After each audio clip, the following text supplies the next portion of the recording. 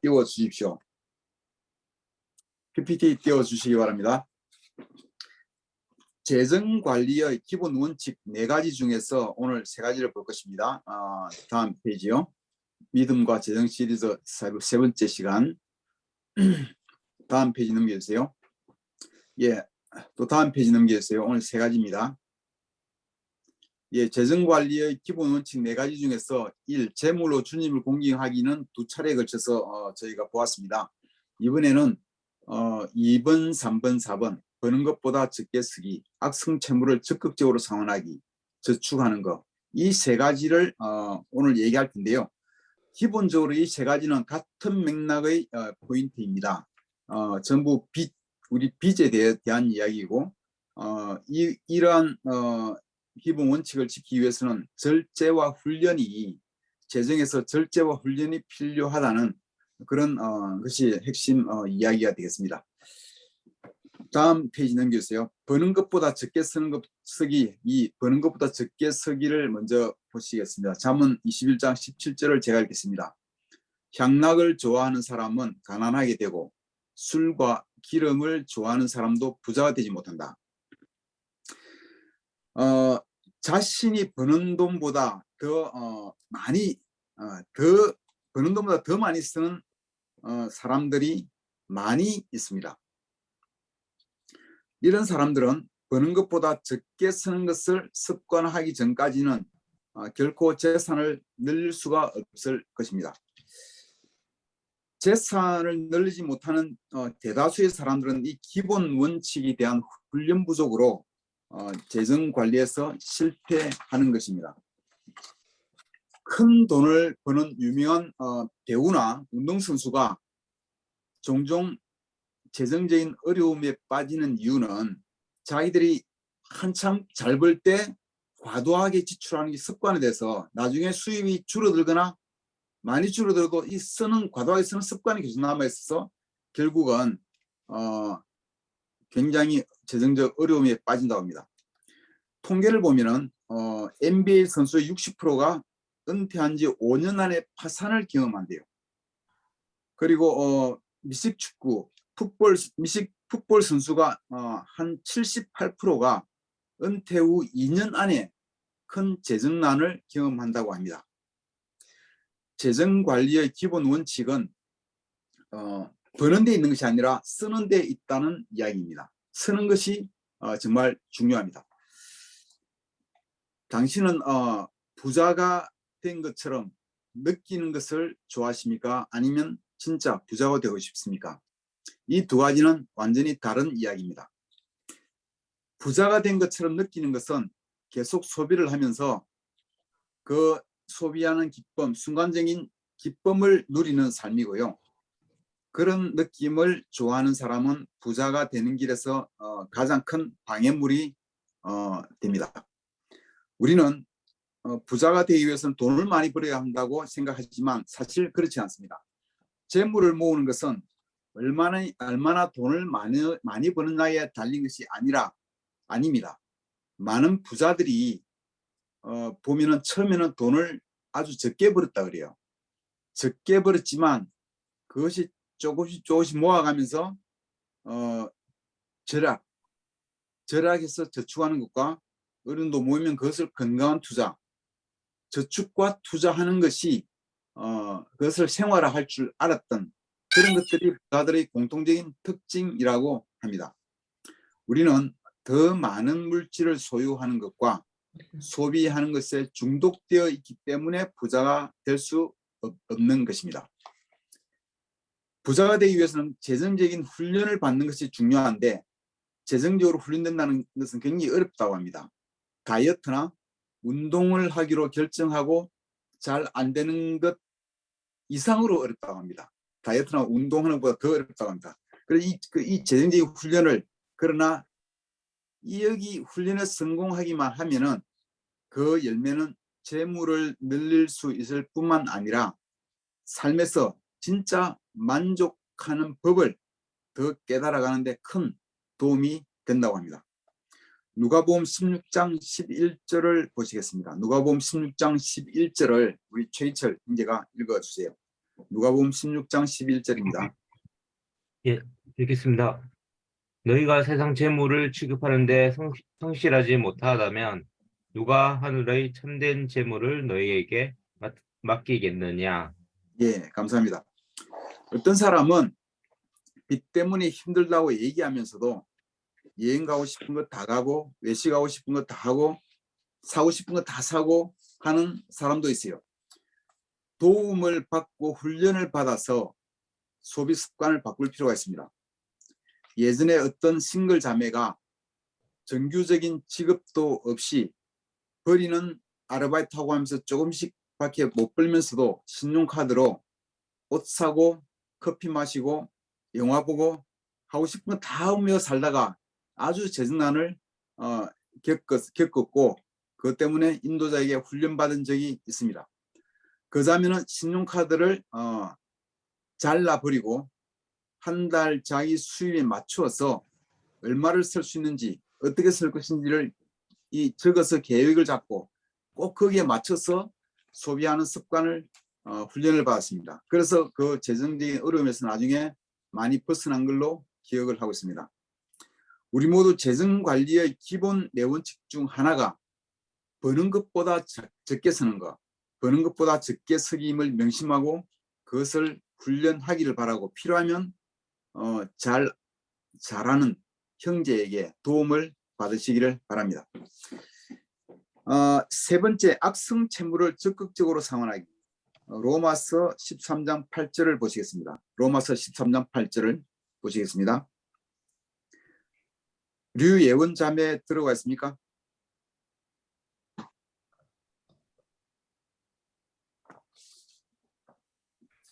조희정 자매가 읽어주시겠어요?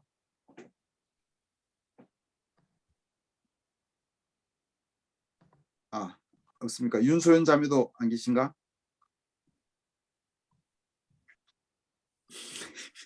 우리 싱글 자매들 다 왜 이러세요? 제가 읽겠습니다. 로마서 13장 8절입니다. 서로 사랑하는 것 외에는 아무에게도 빚을 지지 마십시오. 그 다음에 시편 37장 21절입니다.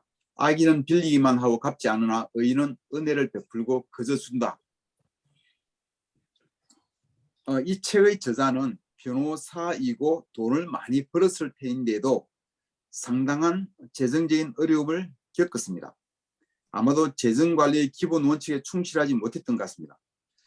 저자는 그러한 일을 통해서 빚을 다루는 방식이 단지 기술적인 문제가 아니라 영적인 문제라는 것을 배웠습니다. 자신의 재정 문제를 보면서 그 숫자들을 보면서 그 안에서 이 숫자들을 보면서 자신의 물질주의, 게으름, 교만과 같은 자신의 삶의 죄를 보았다고 합니다. 그는 빚이 영적인 이슈임을 깨닫고 자신의 형편에 맞게끔 살기로 결정하였습니다. 그래서 혹독한 결심을 했대요. 매일 똑같은 음식을 먹기도 하고 선물은 어떤 것도 사지 않고 누구에게도 선물은 사지 못하고 일을 가능한 한 더 많이 하고 할 수 있는 대로 최대한 일을 하고 소비는 최소한으로 줄였을 때 있는 것으로 생활할 수 있는 법이 보이기 시작했습니다. 부자인 척, 가진 척 하지 않고 삶에서 겸손해졌습니다. 삶의 스타일을 확 바꾼 것이죠. 자신의 형편 안에서 살기 위해 겸손해졌을 때 문제의 해결이 보이기 시작하였습니다. 여러분도 아마 주변에 특별히 외국인 형제들이 그들은 이렇게 그 칠행이 잘 없으니까 외국인 형제들이 저는 예전에 몇 번 봤던 것 같아요. 나는 오늘 영화 보러 못 가. 나는 재정적 형편이 안 돼. 나는 이거 먹을래. 나는 라면 먹을래. 나는 그렇게 비싼 먹을 형편이 안 돼 지금. 또는 나는 그거 안 살래. 너희끼리 살아. 나는 안 살래. 왜냐하면 내 재정 형편이 그렇게 되지 않아.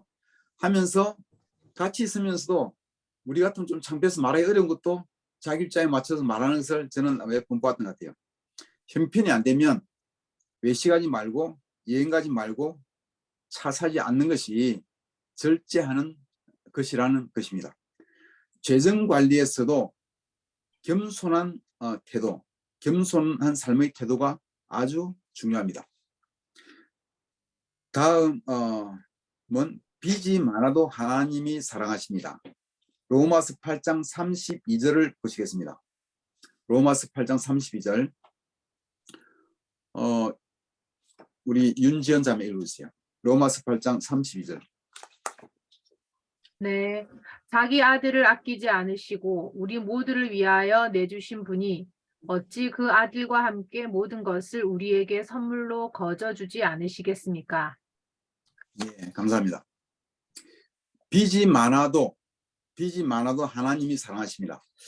빚이 많으면 우리 아주 힘들어집니다. 어떤 때 낙심되고 탈출구가 안 보이고 빚 때문에 또 빚을 지는 악순환에 시달리기도 합니다. 이런 경우에는 자신에게도 매우 실망할 수 있습니다. 자신이 사랑받을 가치가 없는 것처럼 생각되기도 합니다. 그러나 용기를 내야 됩니다. 빚이 많아도 하나님은 똑같이 사랑하십니다. 재정적 어려움 때문에 예수님의 사랑을 의심할 필요는 없습니다. 재정적 어려움에는 분명히 하나님이 원하는 것이 있을 것입니다. 훈련이든지 아니면 우리 마음의 중심을 테스트하시는 것이든지 하여간 그 어려움을 통해서 우리가 배우기를 원하는 뭔가가 있을 것입니다. 지난번에 한상훈 정준환 부부가 미국에서 재정적 어려움에 빠졌을 때 무릎을 꿇고 부부가 아침마다 기도했다는 나눔을 들었습니다. 빚에 허덕일 때, 재정적 어려움에 빠졌을 때 우리가 어떻게 해야 하는지 배울 수가 있는 대목이었습니다. 재정적 어려움도 우리 삶의 한 부분이고 하나님은 이러한 일을 통하여 우리에게 분명히 원하시는 것이 있습니다. 소비 습관을 바꾸기를 원하시든지 아니면 재물이 아니라 하나님께 의지하기를 원하실 수도 있습니다. 이럴 때일수록 더욱 하나님께 매달리는 것이 필요할 것입니다. 우리도 상우 규남 부부처럼 진짜 무릎을 꿇고 정말 하나님께 눈물로 기도하는 것부터 시작할 필요가 있을 것입니다. 다음은 잠언 27장 5절에서 6절까지 읽겠습니다. 김명수 형제가 읽어주세요. 잠언 27장 5절에서 6절. 네, 드러내놓고 꾸짖는 것이 숨은 사랑보다 낫다. 친구의 책망은 아파도 진심에서 나오지만 원수의 입맞춤은 거짓에서 나온다. 예, 친구의 도움이 필요합니다. 이 채무 빚과 관련해서는 친구의 도움이 필요한 부분이 상당히 많이 나옵니다. 우리는 어려울 때 진짜 진정한 도움을 주는 친구가 필요합니다. 저자는 이런 경험담을 나누었습니다. 빚더미에 쌓여있던 시절의 어느 날 나의 친한 교회 친구가 이사를 가는 날 도움을 청해 왔습니다. 나는 토요일 아침에 그를 도와주러 나와서 카페에 들러 모닝 라떼를 한 잔 산 후 가는 길에 좋은 세차장에 들러서 세차를 했습니다. 미국에서는 많은 사람들이 집에서 직접 세차를 많이 합니다. 약속 시간보다 90분 늦어서 도착했는데 깨끗이 세차한 내 차를 주차하고 나오는 것을 내 친구가 보았습니다. 내 재정 상태를 잘 알고 있던 그 친구는 내게 돈을 주고 세차한 것에 대해서 책망을 했습니다. 나는 그곳이 가성비가 좋아서 가격에 비해서 너무나 좋기 때문에 가성비가 좋아서 했다고 변명을 했으나 사실 나는 그가 옳다는 것을 알았습니다. 거기에다가 나는 그를 돕기 위해 한 약속에 늦게 왔기에 더 창피했습니다. 어쨌든 그 사건은 나로 하여금 내 안에 있는 탐욕을 깨닫게 하고 내가 회개할 수 있게 도와주었습니다. 아이러니하게도 그 사건은 내가 영적으로 깨어나는 계기가 되었습니다. 나에게 그 일은 영적으로 터닝 포인트가 되었습니다. 여러분은 누군가 당신에게 어떤 이야기를 할 때 들을 준비가 되어 있습니까? 당신의 재정에 대하여도 사랑의 도전을 주면서 도와줄 수 있는 친구가 여러분 옆에 있습니까? 우리 대부분은 재정에 대해서는 매우 패쇄적입니다. 재정은 우리 삶에서 다른 사람들에게 잘 알리지도 않고 다른 사람이 거의 잘 알지 못하는 부분입니다. 그러나 우리는 다른 사람에게 이것을 드러내고 이야기해야 합니다. 돈 그 자체를 신성시하지 않는다면 그만큼 민감하게 생각지 않고 충분히 오픈하고 나누고 할 수 있을 것입니다. 다음은 잠언 6장 4절에서 5절까지입니다. 잠언 6장 4절에서 5절까지 김정현 형제 읽어줄 수 있어요?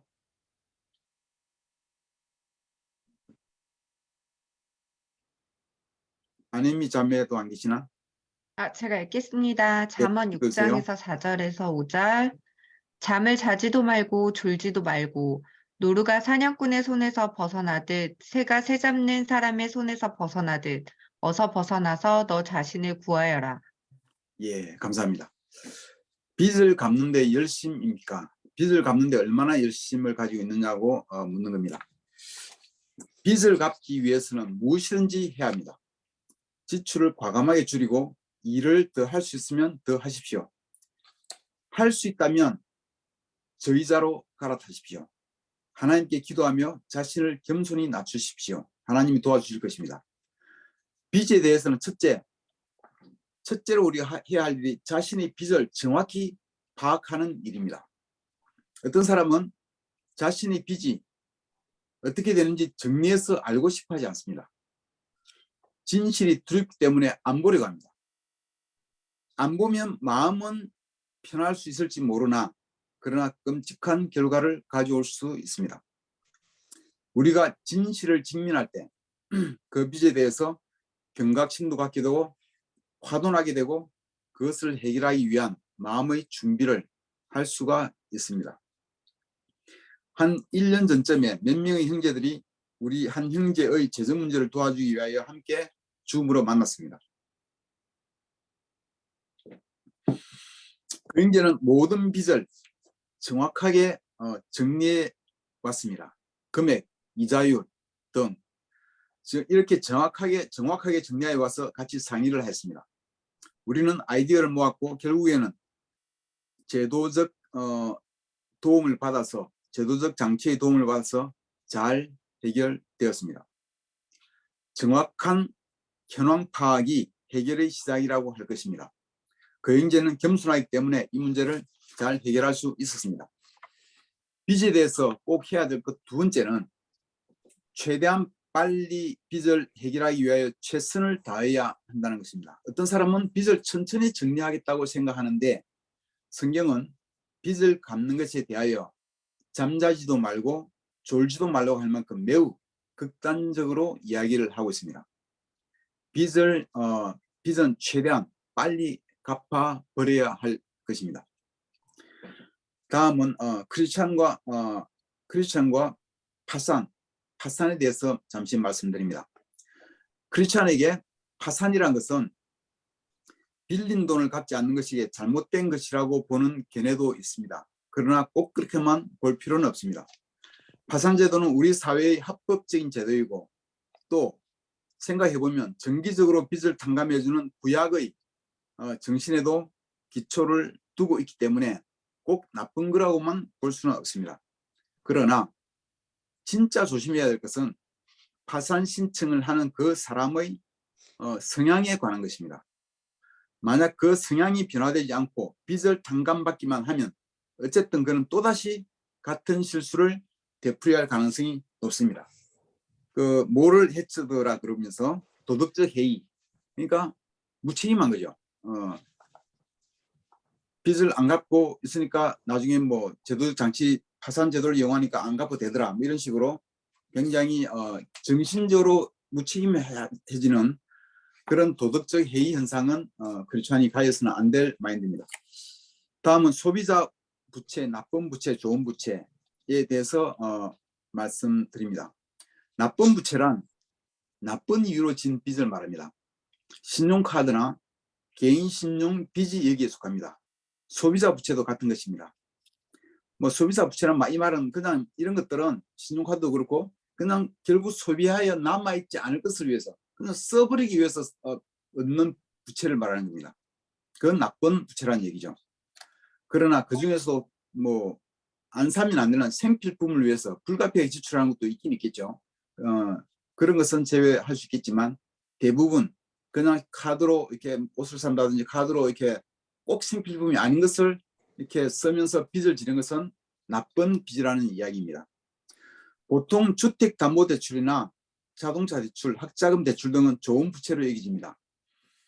이 책에서는 이제 자동차 대출이 좋은 부채라는 얘기는 자동차는 필수품이잖아요. 이제 외국에서는, 미국에서는. 그러니까 이런 식으로 하는 것 같아요.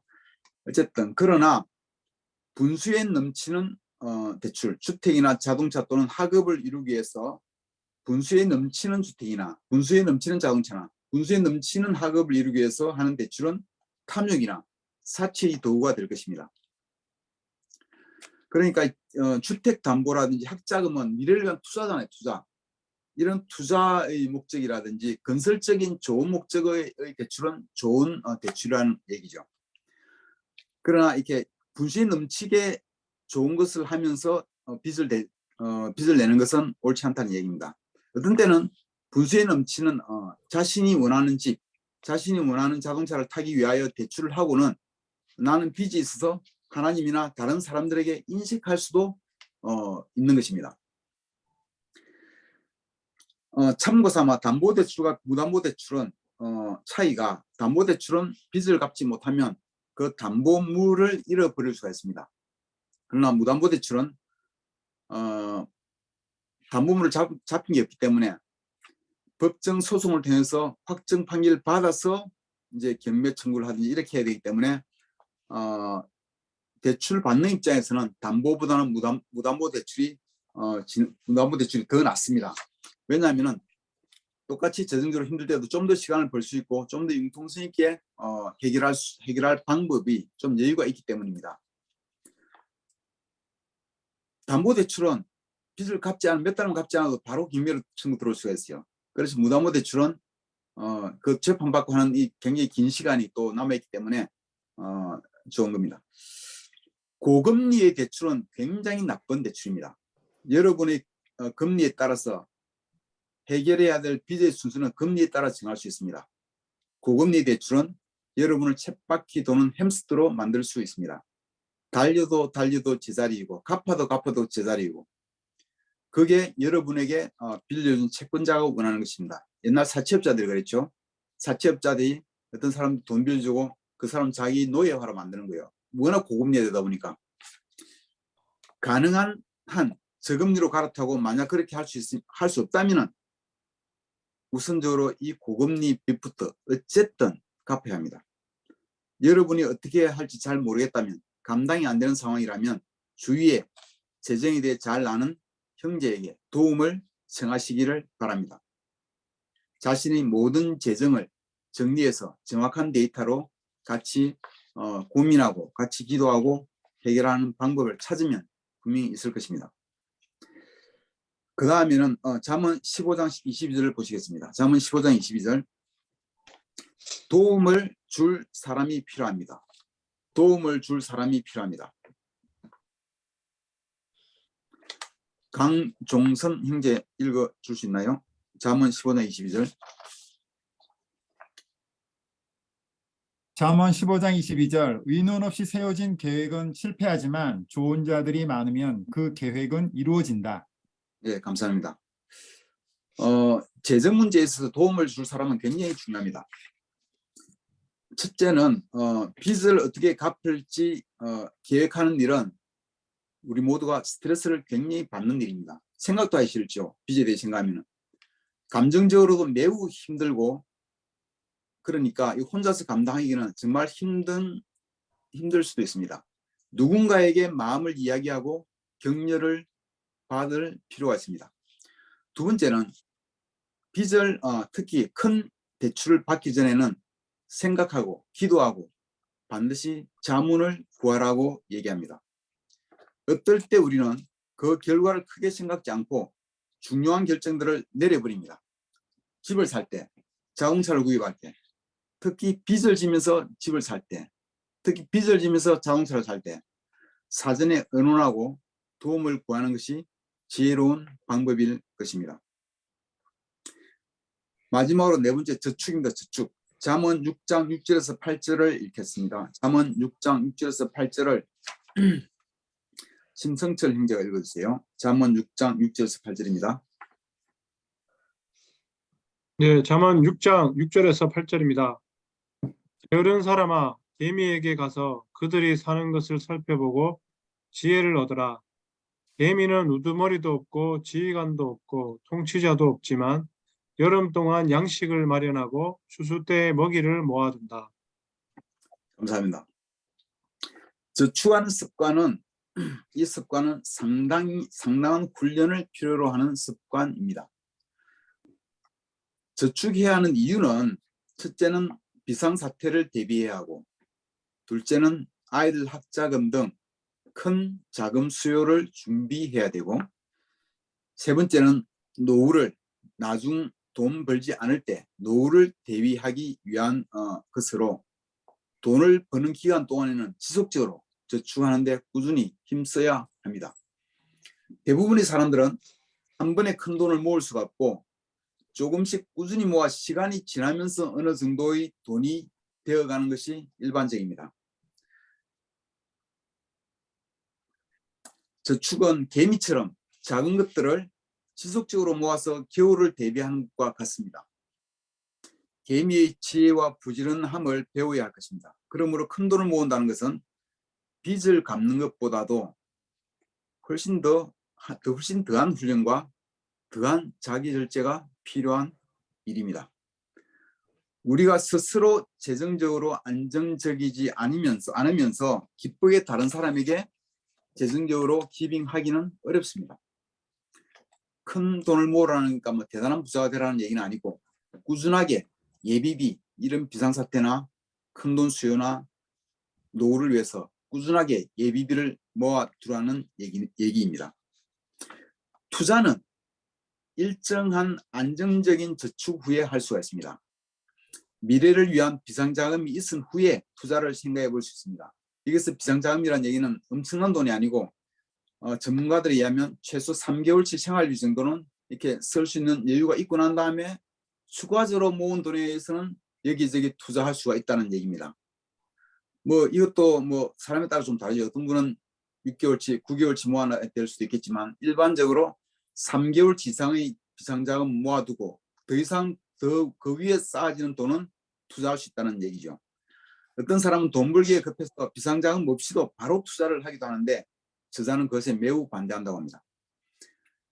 마지막으로 부부간의 재정에 대해서 말씀드리겠습니다. 마태복음 19장 6절을 보시겠습니다. 마태복음 19장 6절을 우리 김상수 형제가 읽어주세요. 마태복음 19장 6절입니다. 네. 그러므로 그들은 이제 둘이 아니라 한 몸이다. 하나님이 짝지어 주신 것을 사람이 갈라놓아서는 안 된다. 예, 감사합니다. 돈이 결혼 생활의 가장 큰 스트레스 요인이며 이혼의 큰 사유라는 것은 흔히 알려진 일입니다.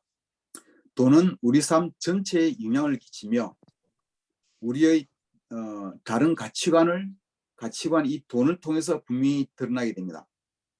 우리의 스트레스는 돈 그 자체에서 오는 것보다는 돈에 대한 부부간의 가치관의 차이에서 자주 옵니다.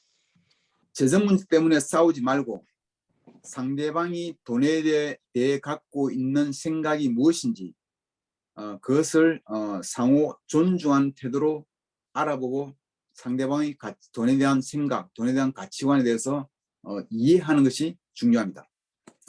그러므로 믿는 사람과 믿지 않는 사람이 결혼하여 살 때 이 돈에 대한 가치관 차이가 클 수 있기 때문에 더욱 가치관 차이가 잘 드러나기 쉽습니다. 부부간 재정에서는 이 두 가지만 언급합니다. 첫째는 비상자금을 저금해 둔 커플이 돈에 대한 스트레스가 훨씬 적다는 것입니다. 다른 말로 하면은 경제적으로 좀 모은 돈이 저축해 둔 돈이 많아서 여유가 있을 때 부부간 스트레스가 훨씬 적고 싸우기도 적게 싸운다는 얘기입니다. 둘째는 재정을 통합하든지 부부가 각자 재정을 운영하든지 그 자체는 그만큼 중요하지 않다고 합니다. 중요한 것은 유니티입니다. 부부가 서로의 재정에 대해서 투명하고 오픈되어 있고 함께 운영하는 것이 중요합니다. 그러나 어떤 부부가 자신의 재정이 상대방에게 시시콜콜 낱낱이 다 보여지는 것이 불편하다면 일정한 한도 내에서는 각자가 알아서 쓰는 방법을 사용할 수도 있습니다. 그러니까 전체 재정은 수입과 지출과 큰 거는 다 투명하게 서로 알지만 일정한 부분 한 달에 뭐 50만 원, 한 달에 100만 원 내에서 각자가 그거는 뭐 서로 터치하지 않는 그런 자금을 관리하는 것도 일정한 한도 내에서 그렇게 알아서 쓰는 것도 뭐 문제될 거 없다는 그런 얘기죠. 마무리하겠습니다. 히브리서 5장 8절입니다. 히브리서 5장 8절. 그는 아드님이시지만 고난을 당하심으로써 순종을 배우셨습니다. 아멘. 예수님도 고난을 통해서 순종을 배우셨습니다. 하나님이 우리도 고난을 통해서 성숙하게 하십니다. 재정을 바로잡는 것이 어렵더라도 포기하지 마십시오. 하나님 앞에 겸손하게 자신을 낮출 때가 되면 하나님이 높이실 것입니다. 오늘 우리가 배웠던 포인트들은 전체적으로 이렇게 흐르고 있는 맥락이 겸손한 겁니다. 겸손하게 도움을 청하고 친구의 도움을 청하고 기도하고 자신을 낮추고 없으면 그만 겸손하게 자기 삶의 소비 습관을 완전히 바꾸고 하는 이 모든 것들이 겸손함과 연결되어 있는 것입니다. 아멘. 오늘로써 재정관리의 4가지 기본 원칙을 마치고 다음 시간에는 부에 대한 성경적 관점과 재정적 투자와 영적인 투자에 대해서 보도록 하겠습니다. 마치겠습니다. 감사합니다.